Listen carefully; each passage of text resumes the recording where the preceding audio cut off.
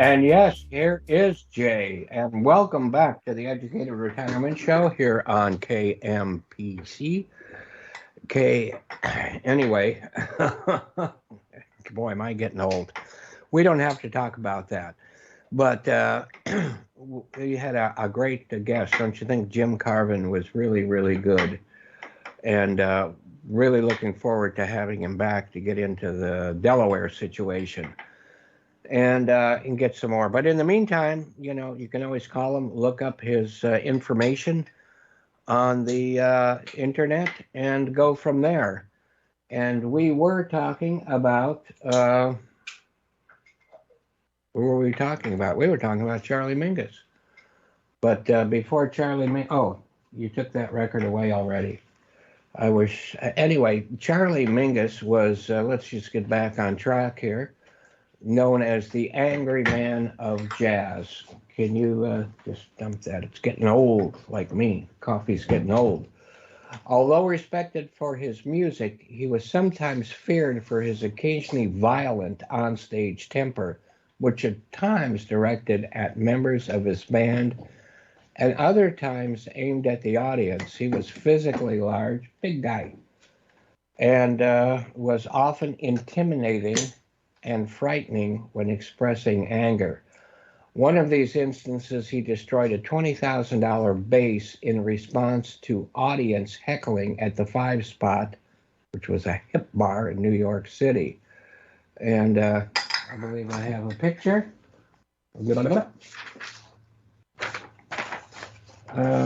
This is like an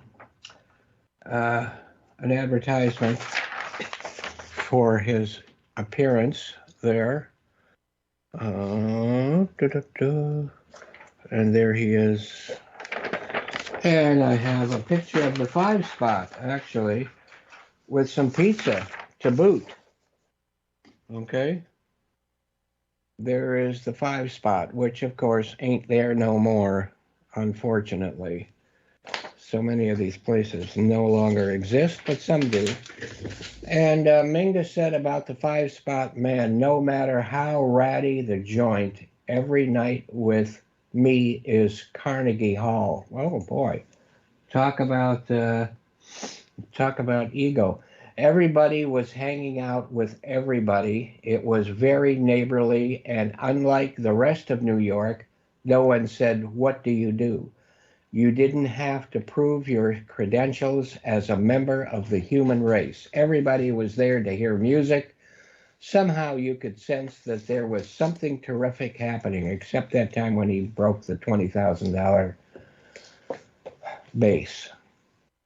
Charlie Mingus Jr. was awarded the Guggenheim Fellowship and awarded a Grammy Lifetime Achievement Award, the National Endowment for the Arts provided grants for a Mingus nonprofit to catalog all of his works, and the Library of Congress acquired his papers, scores, sound recordings, correspondence, and photos, which is described as the most important acquisition of a manuscript collection relating to jazz in the library's history. Wow.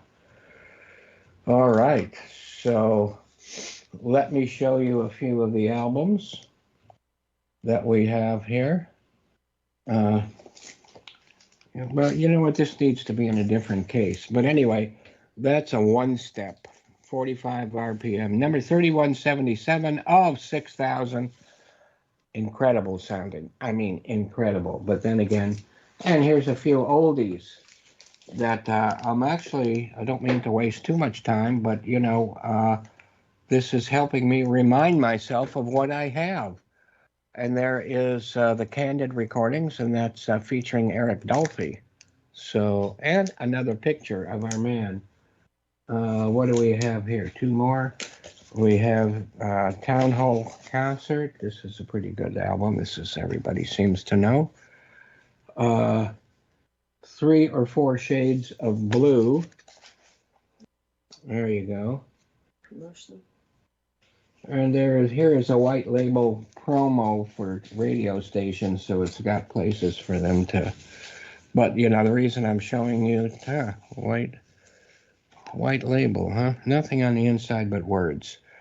And the immortal 1959 sessions. Huh, how do you like that?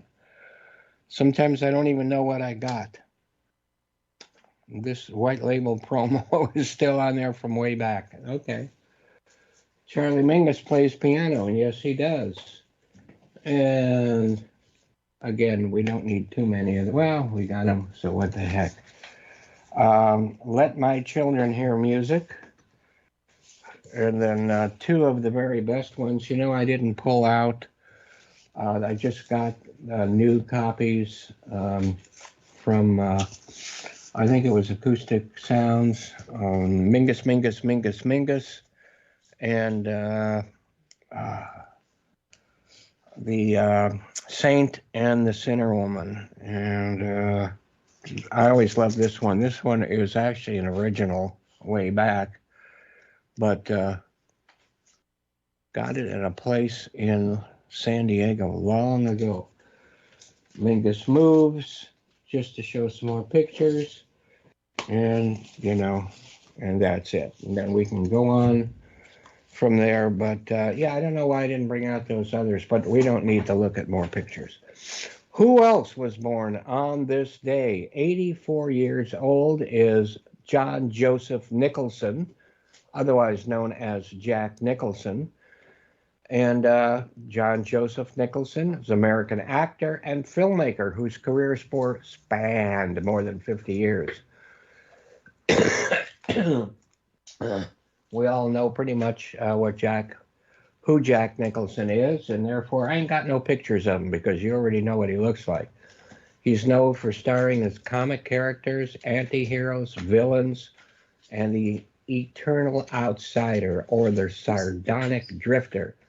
And he's been in over 50 films. Let me get some more coffee here. We're talking about him. So he was born in Neptune City. I don't even know there was a Neptune City, New Jersey. And his mother was only 17 years old and unmarried.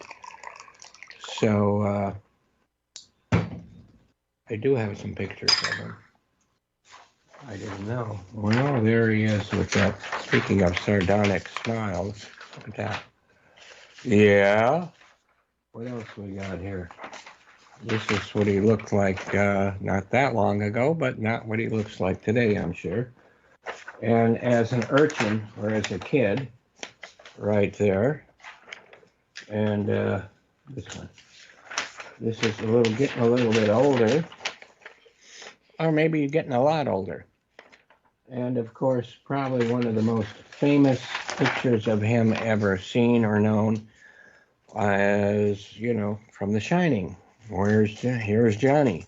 So and I think he ad-libbed that, actually, but I'll know more about that another day. So his mother was unmarried, like I said, and her parents agreed to raise Nicholson as their own child without revealing his true parentage, and his mother would act as his sister. Wow.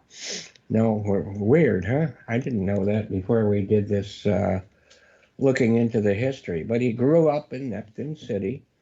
Before starting high school, his family moved to an apartment in Spring Lake, New Jersey, and Jack was known to his high school friends as voted class clown by the class of 1954. He was in detention every day for a whole school year. Sounds like my kind of guy. In 1957, he joined the California Air National Guard, and Nicholson first came to California in 1950 when he was 13. He took a job as an office worker for animation directors William Hanna and Joseph Barbera. I remember them, at the MGM Cartoon Studio. They offered him an entry-level job as an animator, but he declined as he wanted to become an actor. He trained to be an actor with a group called the Players Ring Theater, after which he found small parts performing on the stage and in TV soap operas. Other actors in that same group were Michael Landon, Carolyn Jones, Barbara Bain, and William Shallert, who we've talked about many times in the the more inexpensive horror films that he was in so many. We have his autograph too. We have his autograph too. How do you like that? He was a frequent collaborator with director Roger Corman, and yes, he was. He actually wrote the script for The Trip, I believe it was, that we saw at the Egyptian Theater with Roger Corman, and Roger Corman was standing next to me in the restroom doing what we do in the restroom. He starred in Corman's Little Shop of Horrors, The Terror, The Trip, which I just mentioned, and his big break came when he starred in Dennis Hopper's Easy Rider. That film became a blockbuster, and Jack received his first Oscar nomination. Of course, I remember him first from Little Shop of Horrors, but that's another story. And did you know that in 1994, in a bout of rage, he smashed a man's car window with a golf club? Yes, I did know that. He was boyhood friends with Danny DeVito, and Nicholson's relatives and DeVito's relatives managed a hair salon together. He turned down the role of Roy Neary, which went to Richard Dreyfuss in Close Encounters of the Third Kind. Wow. And we talked about Close Encounters in the last hour with Dr. Heidink being a part of that. And so was Jacques Vallée being kind of played by Truffaut. Anyway, even though he knew the movie would be a success, he thought that the special effects would overwhelm any actor in the movie. So what? Other roles he turned down were Harrison Ford's role in Star Wars. No, don't have that one. How do you like that? Indiana Jones and the Raiders of the Lost Ark, Blade Runner. This is where it went. Here's Raiders of the Lost Ark, how it would have looked had he taken the part. This, by the way, is a really, really good record. Digital compact, but it's not digital. It's all analog. Very good. Anyway, what else we got here? Blade Runner. He turned down the part Blade Runner. That's here. Witness, which was very lucky for Harrison. Here's Blade Runner. You see, he still stars in the Japanese version, right? Huh? Okay.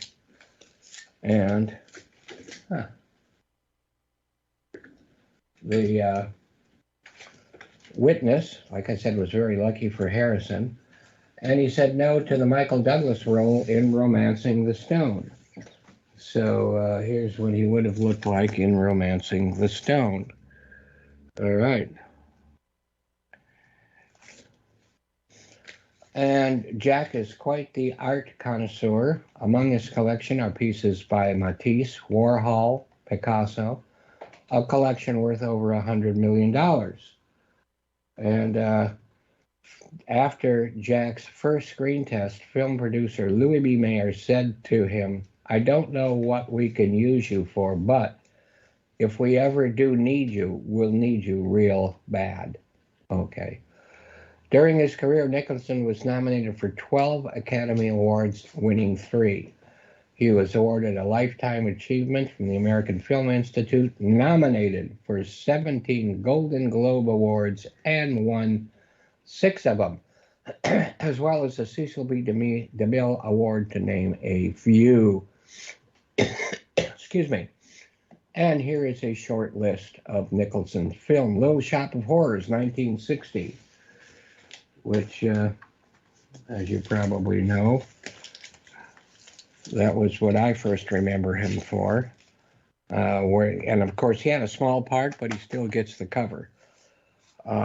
Here's another. Here's another one. Here's a Japanese one showing, but it doesn't show. Oh, there's 2 films here, House of Usher and Little Shop of Horrors. And of course, The Trip, which we talked about. Well, The Terror was 1963. The Trip, 1967, which I already talked about. Easy Rider, 1969. Five Easy Pieces, which was really a great film. I don't have a copy of it here. 1970. Chinatown, 1974, which was amazing, as we all know. You know, a Polanski film that was maybe one of his, if not his best. And great music also by... The sequel. Oh, and there was a sequel that Jack actually directed himself, but as far as I know, that was the only film he actually directed, but so be it. And then there was Tommy, 1975. One Flew Over the Cuckoo's Nest, 1975 also. And The Shining, 1980. Now, again, look what we have. That's maybe the number one single visual from The Shining. And what else do we have here about The Shining? We have this. I just wanted to, I don't know, we talked about this with Chris Bissonette quite a bit, about the moon landing and how Kubrick may have done that, and the moon landing was fake, and that The Shining told all about that. Here is something we picked up just the other day on Death Waltz, room 237. That is a soundtrack from that film I just showed you. So The Shining again was 1980. Mars Attacks, 1996. I love this movie also. And that, of course, it was directed by, you know who? Tim Burton. Tim Burton, who is perfect for that. The Departed, 2006, which we got around here somewhere, and that is... Batman. Oh, yeah, Batman. Batman. He played the Joker. Which he played, I still think, the best Joker of all. Also directed by Tim Burton. Which was also directed by Tim Burton. I know that the last incarnation of the Joker was supposed to be wonderful, and the performance was great by, you know who, but you don't know who. But, you know, this, to me, this is the definitive comic book Joker. So for honorable mentions, we have Shirley Temple, who was born in tomorrow, 1928, and left us in 2014. So Shirley Temple Black was an American actress, singer, dancer, and diplomat who was Hollywood's #1 box office draw as a child actress from 1934 to 1938. And I don't think you need to be reminded. There she is.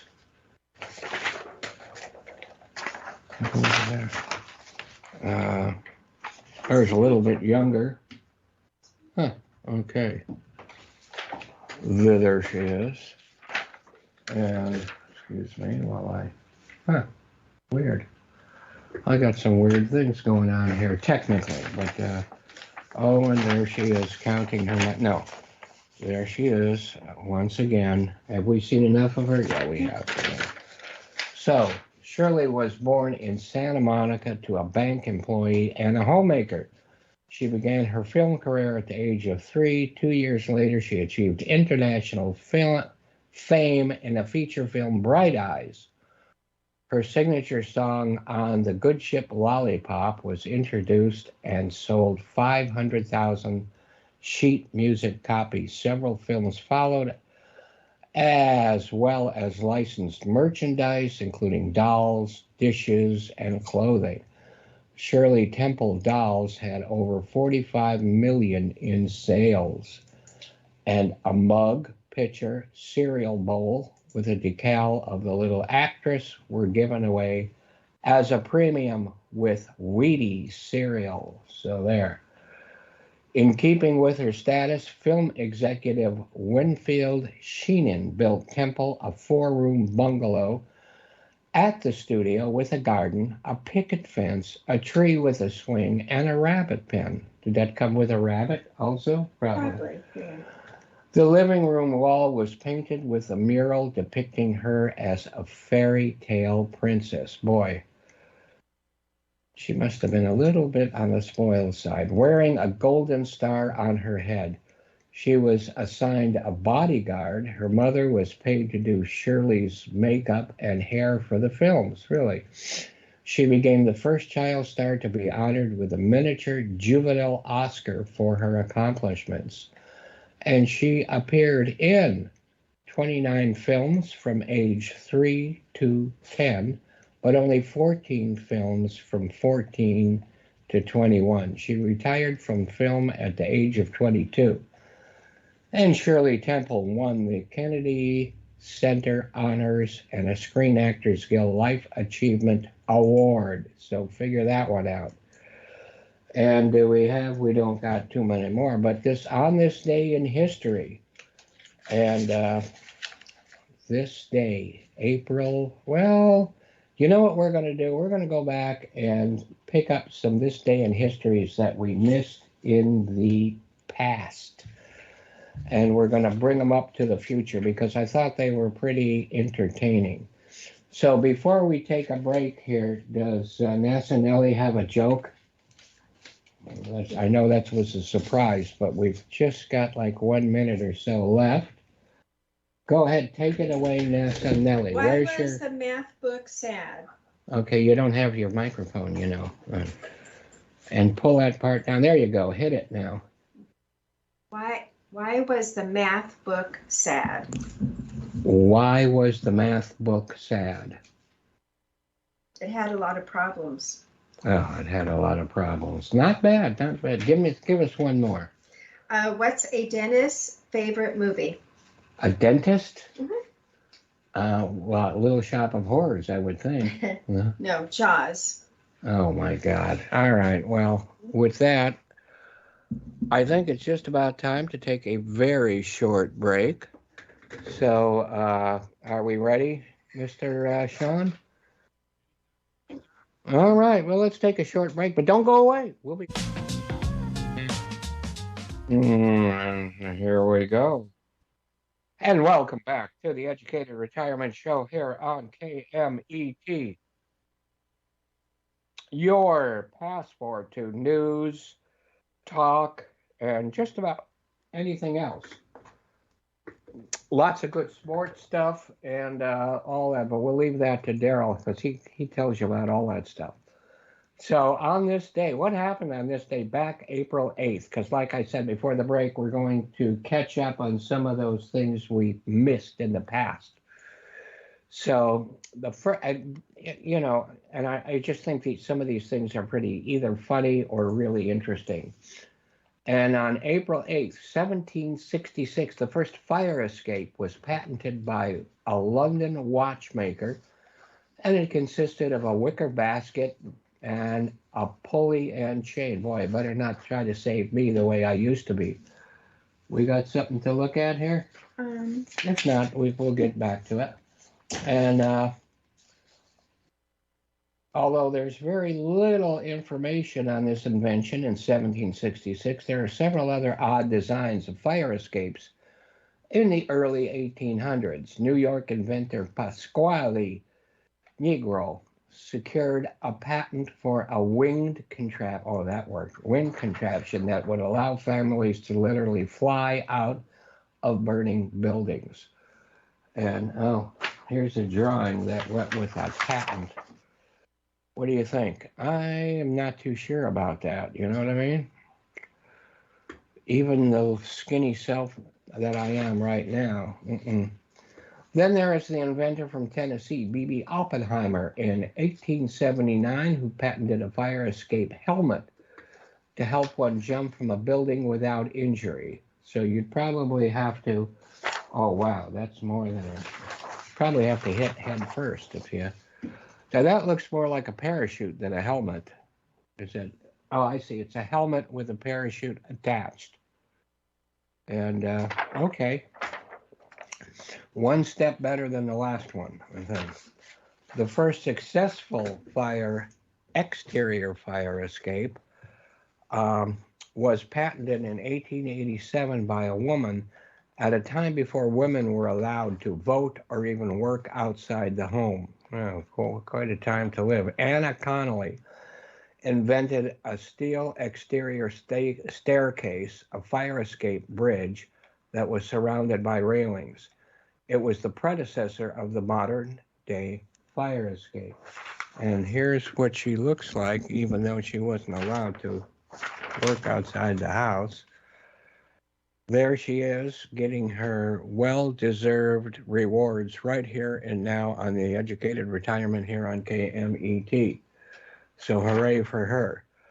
One of the early designs. And here's just an early, we all know what but I think that's a cool picture anyway. Mm-hmm.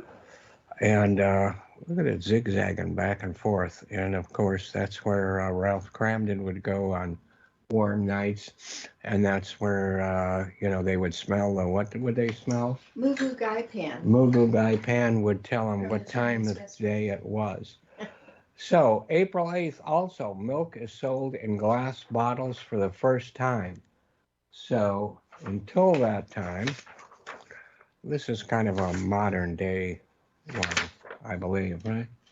A little older. It's a little older, but you still see things like this in the mega marts, as they say. So until that time, people bought milk as a bulk item, with a seller dispensing milk out of a keg or bucket into whatever jugs, pails, or other containers the consumers brought with them to the milk seller. So that was Echo Farms. I showed you a picture of dairy. Introduced the first purpose milled milk bottles in New York City, delivering the milk from Litchfield, Connecticut. The new method of delivery eventually caught on, and by the first decade of the 20th century, some cities were legally requiring that milk be delivered in glass bottles. That was cool. Do you remember Milk the Milkman and all the jokes that went along with the milkman? And yeah, we had a milkman. We had coal delivered. We had all kinds of things when I was an urchin. Anyway, on April 22nd, which is today, 1884, Thomas Stevens starts first bike trip across the United States, which took him 2 years and 9 months. Thomas Stevens was the first person to circle the globe by bicycle. You don't look too happy. This is probably after he finished. I don't know. But that's what he looks like sometime during the trip. And here's another. Oh, is this the kind of bike he rode? Yes. High wheeler. Anyway, there you go. So that's the type of bike I guess he rode. That's a pretty big high wheeler at that. But across the United States and more, I believe. Mm-hmm. So let's see, what do we got here? We got here around the world on a bicycle. Here is a poster commemorating his feet. And he did use his feet, that's for sure. And we got another pictograph here.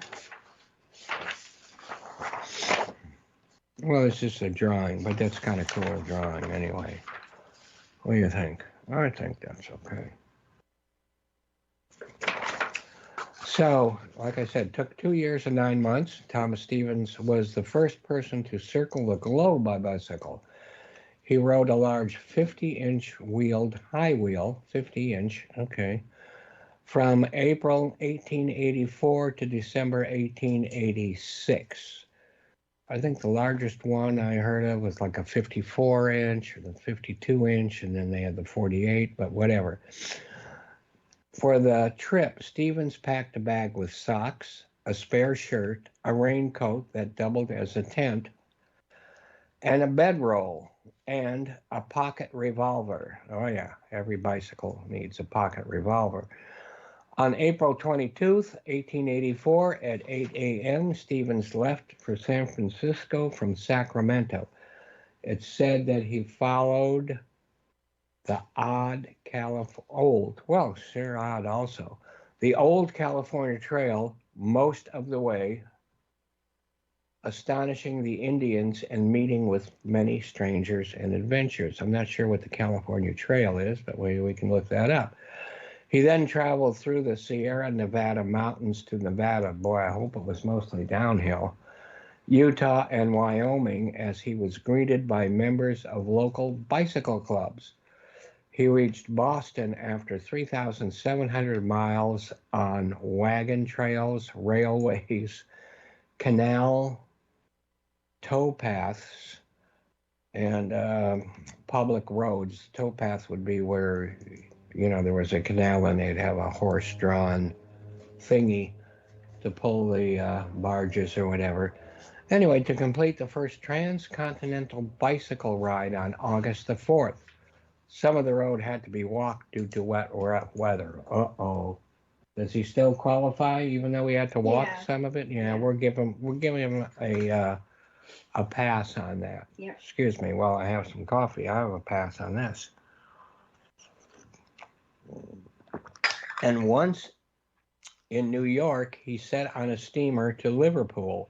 He left Liverpool, where several hundred people watched. He wrote, "A small sea of hats is enthusiastically waved, a ripple of applause, and the audience, with the assistance of a few policemen and 25 Liverpool cyclists who have assembled to accompany me out of the crowd and out of Liverpool."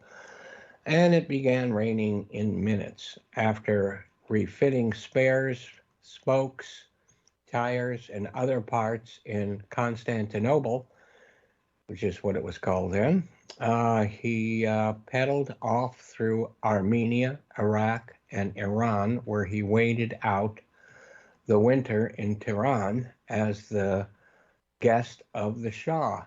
He was briefly arrested in Afghanistan, where else? Once leaving his trails, continued on steamers, and trains to India. Sounds like around the world in 80 days. Anyway, Hong Kong, Japan, where his journey ended in 1886. He returned to San Francisco by steamer in 1887. He wrote articles to Harper's Magazine about his experience and also took two-volume book around, well, he also wrote, I think I'm supposed to say, a two-volume book around the world on a bicycle. I wonder if that, I'll have to check out when Around the World in 80 Days was written by Jules Verne. Maybe one had to do with the other as far as a germ of a idea. Anyway, distance actually wheeled was about 13,500 miles, and it was said that when hearing Stevens speak at a bicycle club, that he seemed like Jules Verne telling his own wonderful stories. He was like a contemporary Sinbad the Sailor, and that this bold youth certainly went around the world or the globe to see people who were on it, and that is pretty cool, I think. So, we like to talk about things to do here in Southern California and around us and like that. And, you may have remembered from a couple weeks ago, we talked about the importance of zoos and what zoos do, this, that, and whatever. But I'm going to talk about one of my favorite, if not my favorite, zoo of all time, based on the experience that I've had there, which has been much too long since doing it, but been there several times.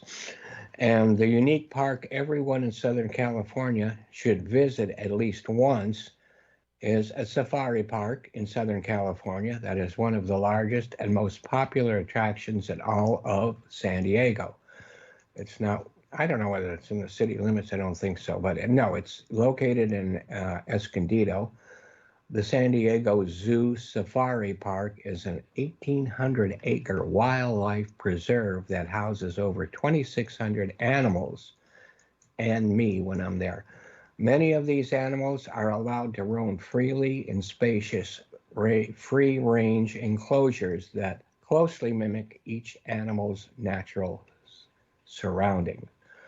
So the San Diego Zoo's Safari Park, originally called the Wild Animal Park, not to be confused with Lion Country Safari, out in Irvine, which is long gone, then became a really good amphitheater, and now is apartments. What else would you build in Irvine? Anyway, when it opened in 1972, it was initially designed as a supplement to the San Diego Zoo to allow more breeding space to create a spot where larger animals can be housed and for species conservation.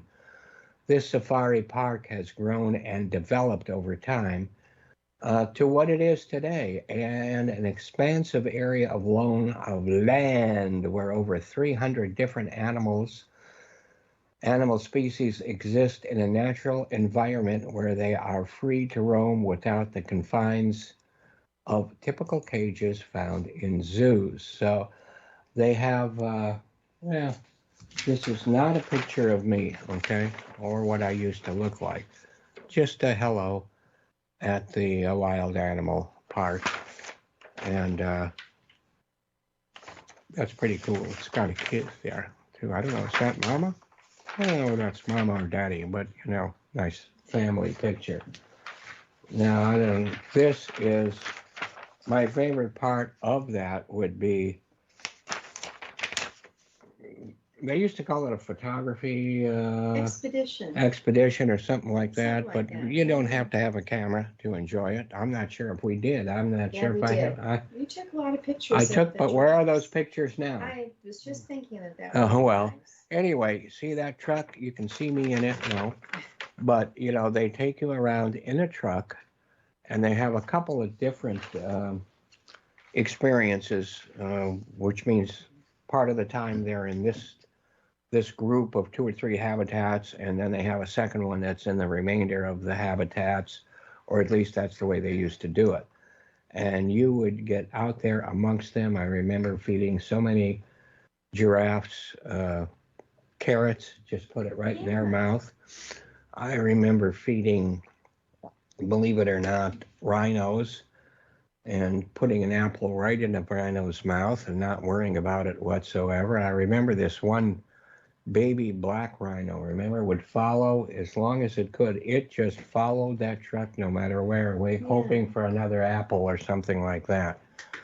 So during a typical visit to the San Diego Zoo Safari Park, you'll have a chance to view these rare and stunning animals up close and watch them interact in a more natural environment than you are used to seeing at the zoo. So sometimes you can get so close to the animals that you can actually feed them, which we did, and with your own hands. So maybe you just want to watch them being fed, like this baby giraffe sucking on a bottle from an animal caretaker. That was a picture, which I don't have handy, but it was part of the, again, I pick up these articles at only in my state, Southern California. You can just pick it up on the internet and subscribe, and you get lots of good ideas. So one of the most popular ways to experience the safari park is by taking the Africa tram, which we've never done, to explore habitats and see the animals actually roaming around the sanctuary. That's like a little train gizmo. I don't remember whether it's on rails or whether it's being pulled by a truck or whatever, but it's out there. It's a guided adventure. Will give you a totally different perspective of the park that you can't explore while on foot, but you can, I think, get a wonderful experience by being on those trucks that drive around and feed. You're actually feeding the animals. You're there to take pictures, but they're also feeding the animals and giving you the chance of being a part of feeding the animals. You can also opt for a balloon safari that provides soaring views of the park. That was not there last time I was there. And you rise 400 feet in the air in this tethered balloon. You can enjoy watching the animals' activity from the sky, but I still think the adventure of being in those feeding trucks, that's number one. Yeah. And for an even more intimate experience, take a covered wagon tour and roam the land on a wild safari that will take you into the heart of the animal kingdom. Not in the lion's den, I hope. I don't know, but I'm not sure. Are they talking about covered wagon as old-time covered wagon, or I'm thinking the trucks that I know they still have. So the San Diego Safari Park is so much more than just an animal park or a zoo. It's also a nature lover's paradise with over 3,500 different plant species throughout the park. So after you've had some fun watching the wildlife, take some time to stop and smell the flowers. But you know what? There's a lot of other animal smells you will have a chance to enjoy. Mm-hmm. And you know what I'm talking about. But that's part of nature. It's an amazing what you can learn from those animals. And yes, I could learn. So the San Diego Zoo Safari Park is located at 15500 San Pasqual Valley Road. That's Pasqual Valley Road in Escondido. You don't really need the address. Just look it up and you'll see it, or put it on your navigation and you'll find it. I'm telling you, it'd be a great day. You can find more detailed information about hours and ticket prices at the San Diego Zoo Safari Park. And with that, we've got a few more minutes that I've got other things to say at other destinations, but we are probably running a little short if I get started on one of those longer projects. So I am going to call on NASA Nellie to come back. I don't know where her space station is. Is it within reach right now? Mm-hmm. All right. So A little weak signal, but you know. Uh-huh.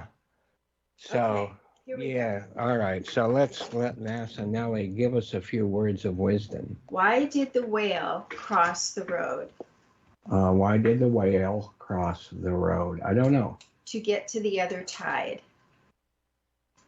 Wow, I'm speechless. Now, why did the unwashed chicken cross the road twice? Why did the unwashed chicken cross the road twice? He was a dirty double crosser. Okay. How do eggs end a TV show? How do eggs end a TV show? Mm-hmm. I don't know. How do eggs end a TV show? That's all, yolks. Okay. I thought some of these were good. No, that's okay. Keep going. What happened to the city in France where the cheese factory exploded? What happened to the factory in France? The city in France The where city the in France cheese, where the cheese factory where the exploded. cheese factory exploded. I don't know. Debris was flying everywhere. Went over my head, I think. Debris, you know. Brie. Oh, God. That was okay. All right. Lay out another couple more on us here. Okay. What type of school requires you to drop out to graduate? What kind of school Requires you to drop requires out you to drop out to graduate? I don't know. What kind of school does require you to drop out to graduate? The skydiving school. Wow. All I can say is wow. All right, we got a few more minutes. I could talk, but we can let you. Got a few more? Okay, last night I went into a bookstore to purchase a couple of books on mathematics. The clerk said, okay, 2 math for dummies at $16.99 each. That'll be $50, please. Okay, I think you should. I remember that. It was kind of funny when I read it the first time, but why don't you repeat it a little slower? So, Last night, I went into a bookstore to purchase a couple of books on mathematics. The clerk said, okay, 2 math for dummies at $16.99 each. That'll be $50, please. okay, well, I guess he deserved it, right? You got some more? Or you need me to talk? Yeah. What kind of fish will help you hear better? Not the kind you put in your ear. What kind of fish will help you hear better? I don't know. A hearing aid. Oh, a herring aid. Yeah, hearing aid. Oh, I do like herring. Mm-hmm. Yeah. You don't, though, do you, now, Sonelli? Mm-mm. I don't know why, but so be it. Want to hear a joke about paper? What if I said no? Never mind, it's terrible. Oh, my God. I think you should say the punchline a little slower, although I did get that one. I did get that one. Yeah.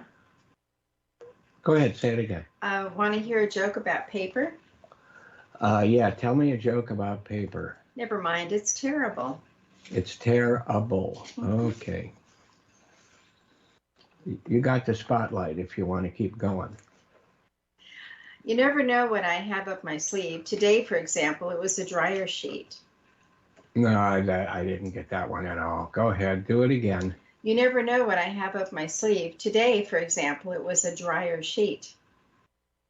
You know, sheet from the dryer. I know, but why is that funny? It was a joke, you know, No, wrapped up in the sleeve or your socks or something like that. Oh, okay, okay. Where do old bowling balls end up?